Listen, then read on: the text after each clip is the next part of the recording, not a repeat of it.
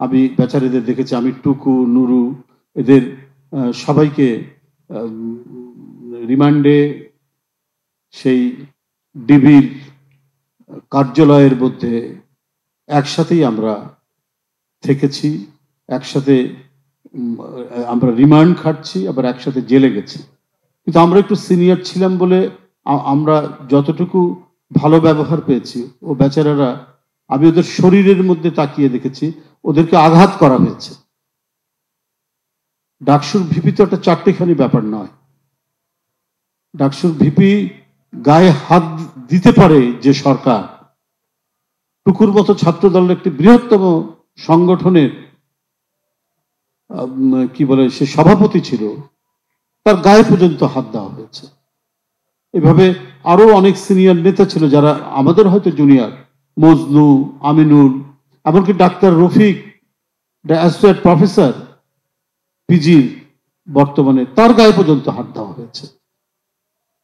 তো যে কথাটি নুরু এখানে বলছিল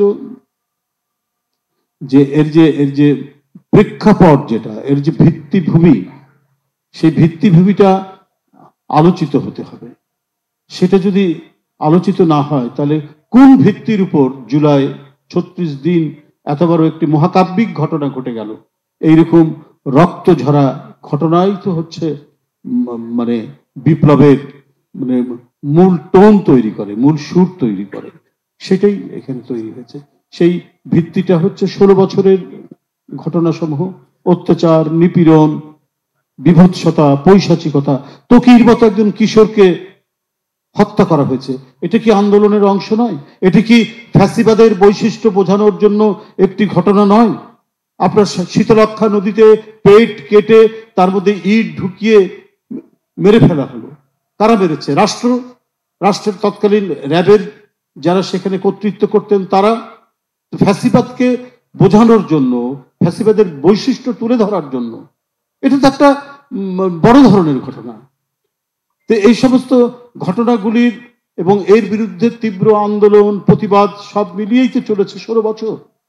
একজন এমপি, একজন এমপি কি 2জন এমপি, এরকম অসংখ্য ওয়ার্ড কাউন্সিলর, অসংখ্য তরুণ ছাত্রদেরকে জোরপূর্বক গুম করে দেওয়া, বিচার বহির্ভূত হত্যার শিকার করা, গুপ্ত হত্যা করা, কত কি ঘটনা। শ্রমিক নেতা আমিনুল অদৃশ্য হয়ে গেল, দেশ বিদেশ থেকে এই নিয়ে হইচই হলো।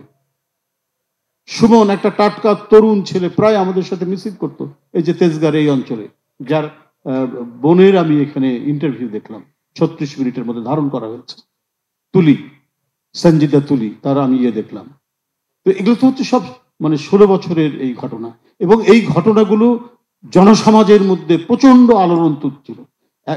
প্রথমেই তো মানে প্রতিরোধের জন্য তো এগিয়ে আসে না, ক্ষোভ বিক্ষোভের মধ্যে দিয়ে জনসমাজের মধ্যে যে তীব্র দ্রোহ তৈরি হয়, সেই দ্রোহটা তৈরি হতে হতে তার সম্পূর্ণ বহিঃপ্রকাশ আমরা দেখলাম জুলাইয়ের মধ্যে।